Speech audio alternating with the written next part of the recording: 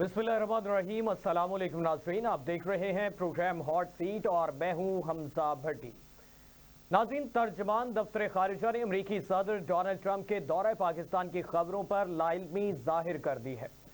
खबर रिसां इदारे राइटर्स ने एक गुफ्तगू में कहा कि डोनाल्ड ट्रंप के दौरे पाकिस्तान से मुतालिक इल्म नहीं। इससे कबल ये खबरें सामने आई थीं कि अमरीकी सदर डोनाल्ड ट्रंप 18 सितंबर को पाकिस्तान के दौरे पर इस्लामाबाद पहुंचेंगे, जिस दौरान वो पाकिस्तान की सियासी और अस्करी क़यादत से मुलाकातें करेंगे। बरतानवी खबरसां इदारे के मुताबिक अगर दौरे की तस्दीक हो जाती है तो ये 2 दहाइयों में किसी अमरीकी सदर का पहला दौरा पाकिस्तान होगा। इस हवाले से जो है वो इसको ज़रा बहस लाएंगे और इसके साथ साथ बात करेंगे पाकिस्तान एक बार फिर कुदरती आफात की जद में है। मुल्क के मुख्तलिफ इलाकों में हालिया शदीद बारिशों ने तबाही मचा दी है। सैलाबी रेलों ने कई इलाकों को डुबो दिया। निज़ाम जिंदगी दरहम बरहम हो गया। अब तक दर्जनों कीमती जानें जाया हो चुकी, सैकड़ों घर तबाह, खड़ी फसलें बर्बाद और लाखों लोग बेघर हो चुके। मुतासरीन इमदाद के मुंतजिर हैं। हुकूमती मशीनरी जो है वो सुस्त रवि का शिकार नजर आ रही है। रियासती दावे और जमीनी हकायक में वाज़े फर्क नजर आता है। रेस्क्यू इंतजामात नाकाफी और नाकाबिले एतबार साबित हो रहे हैं। एनडीएमए और सूबाई हुकूमतों की तैयारी पर सवालात उठने लगे हैं। क्या हुकूमत ने माजी के तजर्बात से कुछ नहीं सीखा? हर साल यही तबाही, यही साल वही पुरानी लापरवाही। मुतासरीन के मसाइल में इजाफा हो रहा है, मगर रियासती इदारे कहां पर मौजूद हैं? क्या ये आफात वाकई कुदरती है या इंसानी गफलत का नतीजा है? आज हम ये तमाम तर चीजें जो है ये इस प्रोग्राम में डिस्कस करेंगे और इस पे जो है वो नुक्ता नजर भी जानने की कोशिश करेंगे। और दूसरी जानिब इसके साथ साथ बात करेंगे रियासत मुखालिफ सोशल मीडिया सरगर्मियों का इल्जाम। National cyber crime investigation agency जो है लाहौर जोन, उसका अलीमा खान को नोटिस सामने आया और अलीमा खान को सुबह 11:30 बजे जाती तौर पर पेश होने की हिदायत भी जारी कर दी गई है।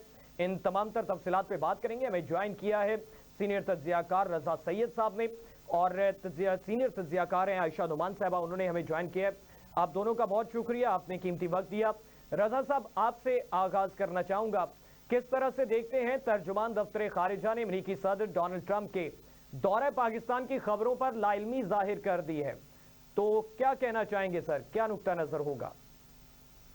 जी बहुत शुक्रिया। ये खबर आज फ्लैश हुई टीवी चैनल्स के ऊपर और इसका सोर्स अपेरेंटली रॉयटर्स था और रॉयटर्स एक बैनुल अक़वामी मुस्तनद खबर रसां एजेंसी है और रॉयटर्स के पास जो जराए होते हैं वो आमतौर से मुस्तनद होते हैं। जो सहाफत का एक बुनियादी उसूल है और वो ये जिसका मेरा ख्याल है बहुत ज्यादा ख्याल शायद नहीं रखा जा रहा आजकल, लेकिन जो हमने पढ़ा जमाने तालिब इल्मी में और प्रैक्टिस भी किया अपने प्रोफेशन के दौरान, ये कि कम से कम 2 मुस्तनद सोर्सेज से जब किसी खबर की तस्दीक हो जाती है तो उसके बाद फिर उस खबर को जारी करने का आपका अखलाकी जवाज हो जाता है। यानी अगर आप एक मीडिया आउटलेट हैं, टीवी चैनल हैं या न्यूज़पेपर हैं या वेबसाइट है या और कोई सोशल मीडिया प्लेटफॉर्म है, तो आपको कम से कम 2 मुस्तनद सोर्सेज से तस्दीक करने के बाद खबर अगर आप जारी करते हैं और वो दोनों मुस्तनद सोर्सेज के हवाला जात उसके साथ मुंसलिक हों तो फिर आपकी खबर मुस्तनद मानी जाती है। अगर रिट्रैक्ट भी हो जाए तो भी कम से कम उसकी माजरत करने की जिम्मेदारी आप पे नहीं आती। आज थोड़ी सी सूरत हाल ये हुई कि पाकिस्तानी टीवी चैनल्स ने, मीडिया आउटलेट्स ने फ्लैश किया उस खबर को कि जो रॉयटर्स के हवाले से आम हुई थी और राइटर्स ने उसको रिट्रैक्ट कर लिया। तो जाहिर है कि पाकिस्तान की मीडिया आउटलेट्स ने भी उसको रिट्रैक्ट किया और उसके ऊपर सहाफती बेस्ट प्रैक्टिसेस के उसूलों के तहत माजरत भी की, क्योंकि 2 या 2 से ज्यादा मुस्तनद जराए से आने वाली खबर अगर गलत साबित हो जाए तो माजरत करने की जरूरत नहीं होती है। लेकिन अगर एक ही जराए से आने वाली खबर को आपने, एक ही जरिए से आने वाली खबर को आपने चला दिया और वो रिट्रैक्ट हो गई तो फिर वो माजरत आप पर लाजमी हो जाती है, इसलिए कि आपने सहाफती उसूलों की मुकम्मल पासदारी नहीं की होती। जहां तक इस इम्कान का ताल्लुक है, अमरीकी सदर के दौरे पाकिस्तान के इम्कानात का तयन है, तो उसको एक बिल्कुल अलहदा नजर से हमें देखना होगा और वो ये कि क्या इस वक्त जियो पॉलिटिक्स की जो सूरत हाल है और इस वक्त खित्ते में जो मफादात हैं बैनुल अक़वामी, बिलखुसूस अमरीका के मफादात और दीगर ताकतों के मफादात, उस तनाजुर में मुझे हैरत नहीं होगी एक मुबस्सिर के तौर पे मुझे बिल्कुल भी हैरत नहीं होगी अगर डोनाल्ड ट्रंप इस खित्ते का दौरा करने का कोई प्लान बना रहे हैं। और अगर वो इस खित्ते का दौरा करते हैं तो उनका पाकिस्तान आना भी बईदस्त कयास नहीं होगा। हाँ, ये जरूर हो सकता है कि उनका दौरा इस तरह से हो कि वो पाकिस्तान में भी कुछ वक्त गुजारें, कुछ वक्त भारत में गुजारें और कुछ वक्त मिडल ईस्ट के किसी मुल्क में गुजारें। ये इसका इम्कान जरूर है, क्योंकि रजा इससे साहब, क्या पहले इस चीज के जो मेरी बावजूद के मेरी यादाश्त। दो दहाइयों में किसी अमेरिकी सदर का ये पहला दौरा जो है वो कंसीडर किया जा सकता है?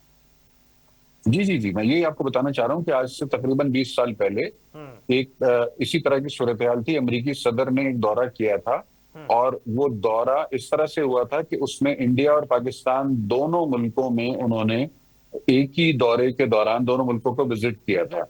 गो के भारत में जो वक्त गुजारा था सदर अमेरिका ने वो निस्बतन ज्यादा था, यानी वो कई दिन पर मबनी था, लेकिन चंद घंटों के लिए उन्होंने पाकिस्तान में भी कयाम किया था और इस्लामाबाद में उन्होंने यानी आला जो सरकारी हमारे वो काम थे, सदर वजीर आजम, उनसे मुलाकात की थी। तो सदर अमेरिका का ये 2 दहाई पहले का जिस दौरे का मैं हवाला दे रहा हूँ वो आधे दिन का दौरा था, लेकिन हुआ था, लेकिन इंडिया के साथ मुश्तरका दौरा था। आज भी अगर जो खबर हम जिसको इम्कान पर मबनी अगर किसी वजह से या किसी गैर मुसद्दिका तर्ज पर अगर ये जारी हो गई खबर, तो इस इम्कान को मैं एक सॉलिड प्रॉप के तौर पे देखता हूँ कि इस बात का वाज़ेह इम्कान है कि मुस्तकबिल करीब में सदर अमेरिका इस खित्ते का दौरा करें और उसमें भारत भी जाएं, पाकिस्तान भी जाएं और कोई मिडल ईस्ट के किसी मुल्क में भी चले जाएं। ये अनमुमकिन है, ये हो सकता है। यानी मैं मुझे हैरत नहीं होगी अगर आने वाले हफ्ता 10 दिन में ऐसी किसी पेशरफ्त की तस्दीक हो जाए, क्योंकि जो तारीखें दी गई वो तकरीबन 1 महीना तो एक्चुअली 2 महीने आगे की तारीखें हैं। हम इस वक्त जुलाई के वस्त में हैं और ये सितंबर के वस्त की तारीख गालिबन 17 सितंबर या इस तरह की कोई तारीख फ्लैश हुई थी खबर के साथ। तो ये तकरीबन 2 महीने एडवांस की एक डेट है। तो अगर अगले हफ्ता 10 दिन 15 दिन या अगले 1 महीने के दौरान कोई ऐसी डेवलपमेंट होती है कि जिसके तहत सदर अमेरिका इस तरफ दौरा करते हैं बशमुल पाकिस्तान, तो मुझे इस पर कतई कोई हैरत नहीं होगी, इसलिए कि जो खित्ते में वेस्ट एशिया से लेकर मिडल ईस्ट तक और मिडल ईस्ट से लेकर जो क्वाड ममालिक हैं, इसमें अमेरिका का जो इंटरेस्ट है वो दिलचस्पी बढ़ी हुई है बहुत ज्यादा। हमने 2 बड़ी एस्केलेशंस देखी हैं पिछले 2-3 माह के दौरान, जिसमें इंडिया पाकिस्तान के दरमियान एस्केलेशन जो कि एलानिया न्यूक्लियर ममालिक हैं, और फिर उस एस्केलेशन को डी एस्केलेट कराने में सदर अमेरिका का बराह रास्त किरदार डोनाल्ड ट्रंप ने भारत की क़यादत से और पाकिस्तान की क़यादत दोनों से मुसलसल राब्ता रखा, मुशावरत जारी रखी और वो बाकायदा क्रेडिट लेते हैं इस बात का कि उन्होंने इंडिया पाकिस्तान के दरमियान जंग के बढ़ते हुए बादलों को डी एस्केलेट कराने में और वाइंड अप कराने में, या जिसे कहना चाहिए सीज फायर कराने में उन्होंने किरदार अदा किया। इसी तरह फिर एक निस्बतन ज्यादा तवील दौरानिया पर मबनी एक वॉर सिचुएशन पैदा हुई ईरान और इजराइल के दरमियान, जिसकी लपेट में खित्ते के कुछ और ममालिक भी इनडायरेक्टली आते रहे। उस मामले को भी डी एस्केलेट कराने में हमने देखा कि सदर अमेरिका मुतहर्रिक थे और एक वक्त था कि बहुत वाजे अल्फाजों में और बहुत ही वाजे किस्म की पैगाम रसानी वो कर रहे थे ईरान के लिए भी और इसराइल के साथ भी। और फिर हमने देखा कि बहरीन में एक अमेरिकी फौजी अड्डा जो है उसके ऊपर ईरान ने बाकायदा एक रिटेलिएटरी स्ट्राइक की उस वक्त के, जब अमेरिका के P-2 बम्बर्स ने ईरान की स्ट्रेटेजिक लोकेशंस के ऊपर जो है वो बड़े पैमाने पर बमबारी की। तो इस सारे तनाजुर में अमेरिका के सदर का इस खित्ते में दिलचस्पी का रहना बरकरार और इस खित्ते का दौरा करना अगर होता है तो मिडिल ईस्ट से लेके पाकिस्तान और इंडिया तक अगर 2-3-4 ममालिक के दौरे पे वो आते हैं तो मुझे इस पर कतई कोई हैरत नहीं होगी, बल्कि मैं समझता हूं कि ऐसे कोई ना कोई प्लानिंग जरूर कहीं ना कहीं हो रही होगी। जी जी, आयशा साहबा, आप इस को किस तरह से देखती हैं? क्या नुक्ता नजर होगा? जो है ये खबरें सामने आ रही थी, लेकिन अभी तक जो है तर्जुमान दफ्तर खारिजा के मुताबिक लाइल्मी सामने आई है कि इस हवाले से कोई रिपोर्ट्स है और कोई शेड्यूल नहीं है। जी अस्सलाम वालेकुम हमजा, आपको मेरी आवाज आ रही है? जी आयशा साहबा, मैं सुन पा रहा हूँ। जी अभी तक देखिए हतमी तौर पर तो इस चीज का ऐलान नहीं किया गया हुकूमत वक्त की तरफ से भी और ना ही बरतानिया की तरफ से भी ऐसा कोई अभी तक पैगाम जारी हुआ है कि डोनाल्ड ट्रंप जो है वो बाकायदा तौर पर जो है पाकिस्तान का दौरा कर रहे हैं और साथ में भारत का भी दौरा कर रहे हैं।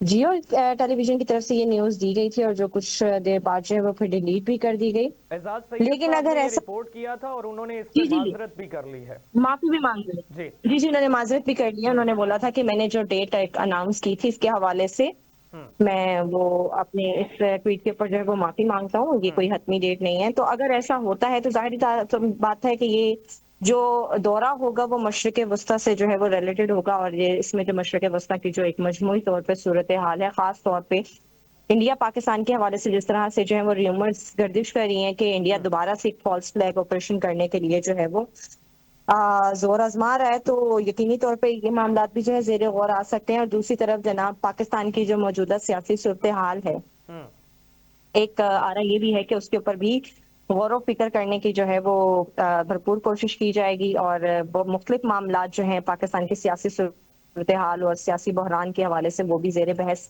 आ सकते हैं। लेकिन देखिए ये अभी तक क्या सराई है, ये ऐसा तब होगा जब बरतानिया से भी जो है ऐसा कोई पैगाम जारी होता है, सर डोनाल्ड ट्रंप की तरफ से भी जो है वो इस बात की तायद की जाती है कि वो वाकई में पाकिस्तान या इंडिया का एक जो है वो ऑफिशियल दौरा कर रहे हैं। उसके बाद फिर इन तमाम पहलुओं के ऊपर, इन तमाम मामला के ऊपर जो है वो मजीद गुफ्तगू की जा सकती है।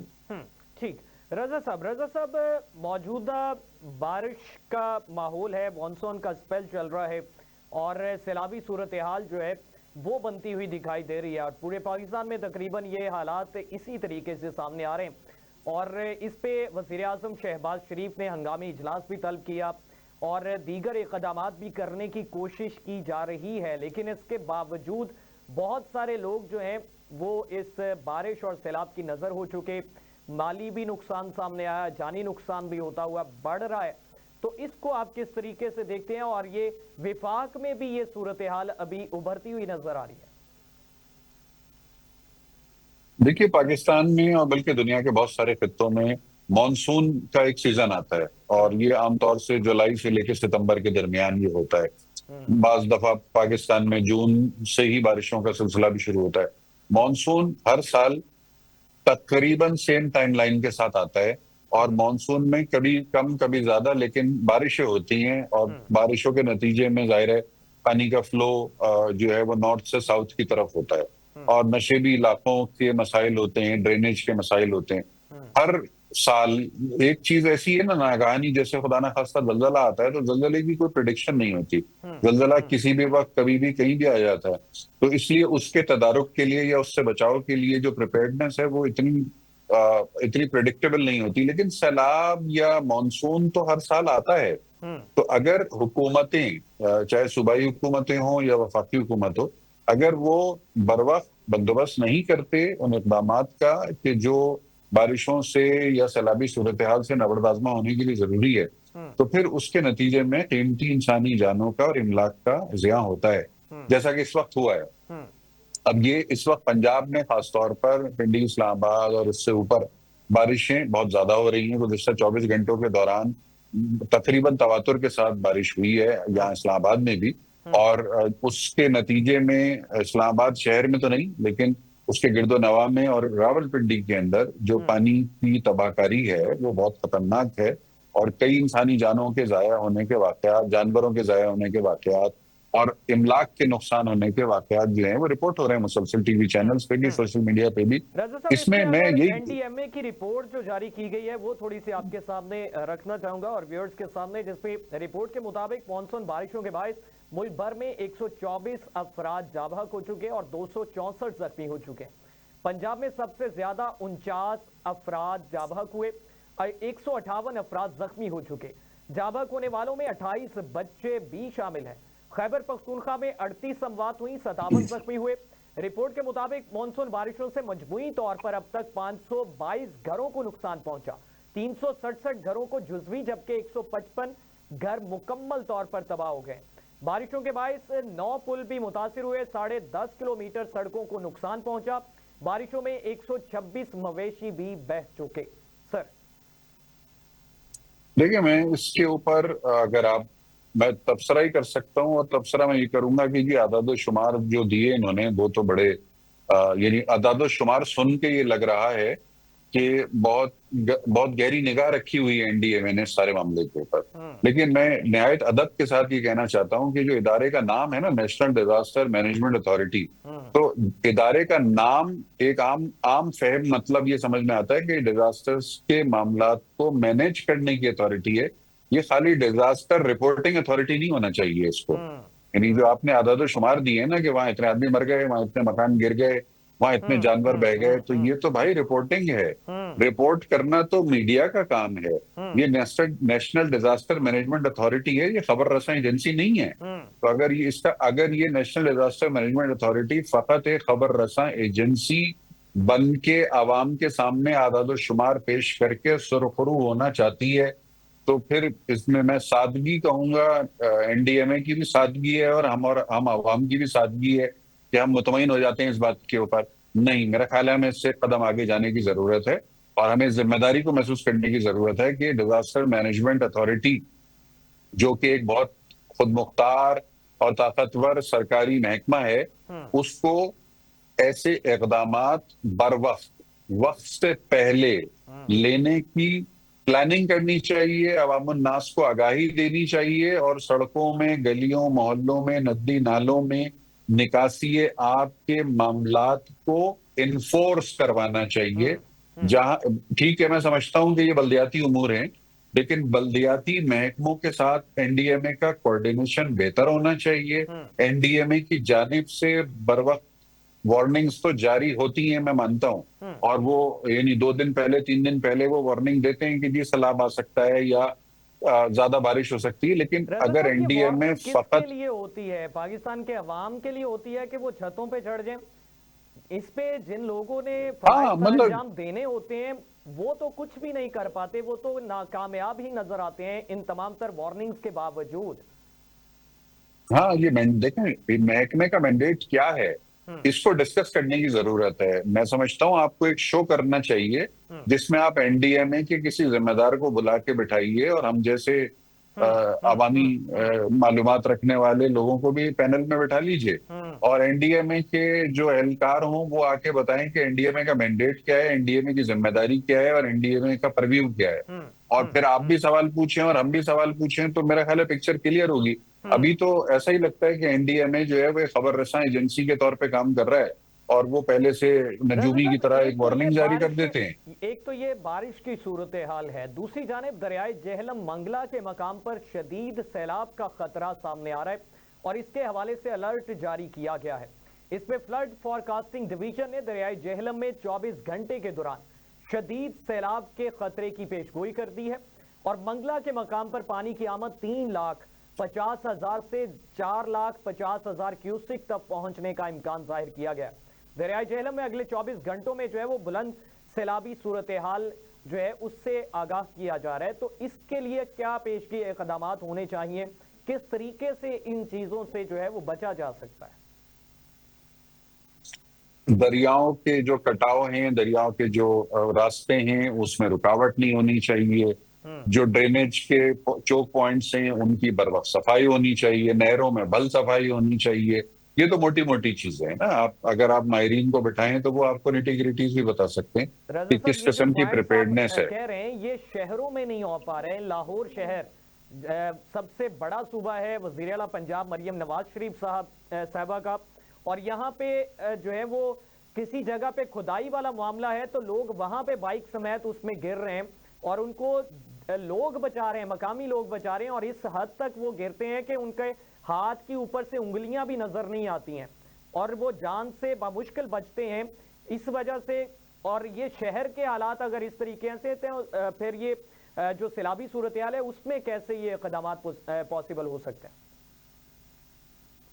देखिए, ये बहुत आपकी निशानदेही दुरुस्त है, आप बिल्कुल ठीक कह रहे हैं और ये बहुत ही अफसोसनाक और नाकाबिले फख्र सूरत हाल है। लेकिन इसमें अगर इसको आप थोड़ा सा ऊपर जाके देखें, यानी ऊपर से मुराद बर्ड्स आई व्यू अगर आप देखें, तो ये हमारी लैक ऑफ प्लानिंग है, ये हमारी लैक ऑफ एग्जीक्यूशन है, ये हमारी लैक ऑफ अवेयरनेस है, ये हमारी लैक ऑफ रिस्पॉन्सिबिलिटी है।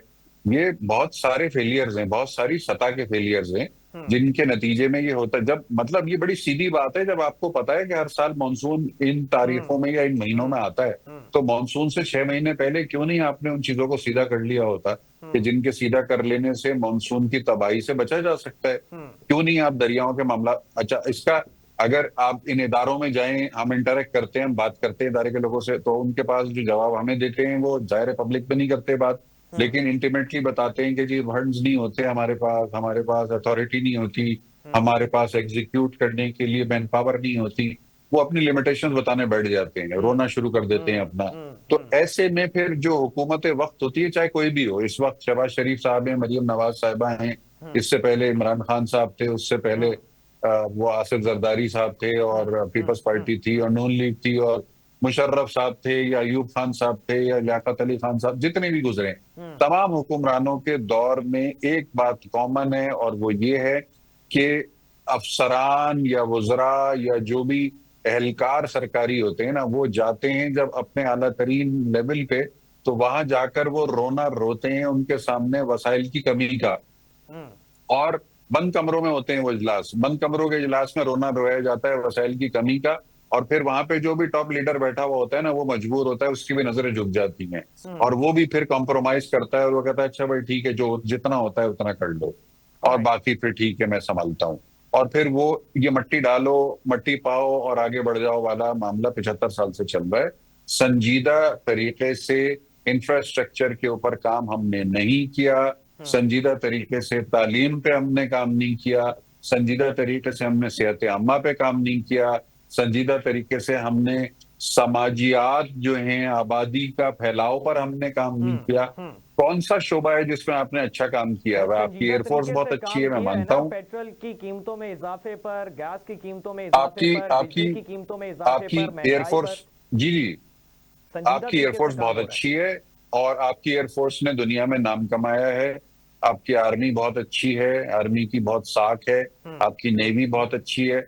मैं तो कहता हूं कि पाकिस्तान के हर सरकारी इदारे को, पाकिस्तान के हर सूबाई और वफाकी महकमे को आर्मी, एयरफोर्स और नेवी को देखकर उनसे सबक लेकर उनकी तर्ज पर मिसाली कारकर्दगी के नमूना बनना चाहिए। जिस दिन वापडा की कारकर्दगी पाकिस्तान एयरफोर्स जैसी हो गई, जिस दिन वासा की कारकर्दगी पाकिस्तान नेवी जैसी हो गई, जिस दिन महकमा आपाशी की कारकर्दगी पाकिस्तान आर्मी जैसी हो गई, उस दिन 4 चांद लग जाएंगे पाकिस्तान को। जी आयशा साहबा, जिस तरह से तफसीलन रजा सैयद साहब ने भी इसको जो है वो अपना नुक्ता नज़र पेश किया, जो कमजोरियां हैं वो भी सामने आ रही हैं, और क्या समझती हैं, क्या नुक्ता नज़र होगा आपका कि ये अलर्ट जारी किए जाते हैं, इक़दामात इन पे नहीं हो पाते हैं, और हर साल हर दफ़ा इसी तरह की जो खबरों की जीनत बनने वाली अमवात हैं, और फिर बाद में उसका कोई भी पुरसाने हाल नहीं होता?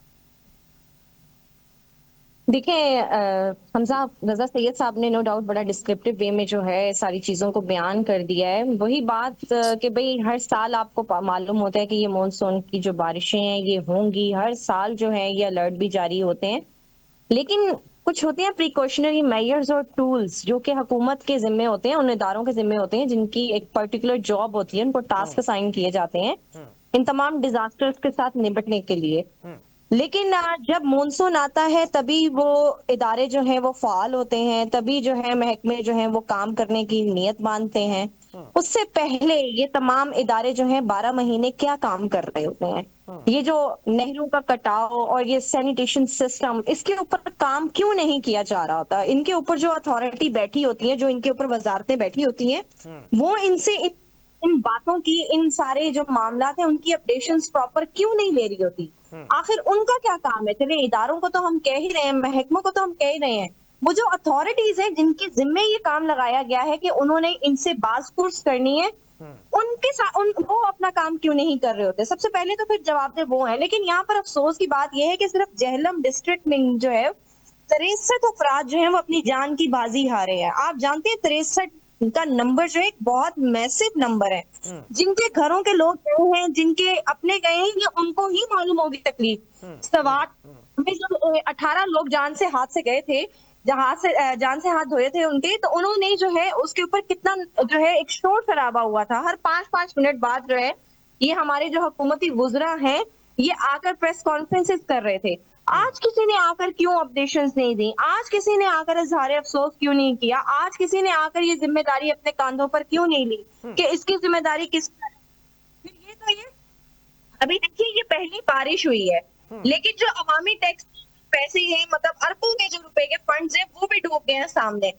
सीडीए की जानिब से जो 35 रोज में मुकम्मल होने वाला F8 इंटरचेंज मंसूबा जो था, वो भी पहली बारिश पर जो है वो बर्दाश्त नहीं कर सका। ठीक है, आप देखें कहीं रायवंड के महल की किसी की दीवार गिरी, किसी बिलावल हाउस की दीवार गिरी, कहीं बनी गाला की दीवार गिरी। अगर गिरा तो किसी गरीब का कच्चा मकान गिरा, अगर बहे तो किसी गरीब के मवेशी बहे। राजा बाजार आप रावलपिंडी के आप हालात देख लें, लोगों के किस तरह से जो अमलाक है, लोगों की किस तरह से जो मेहनत की कमाई है, उनकी जो जमा पूंजी है, वो पानी में बह रही है।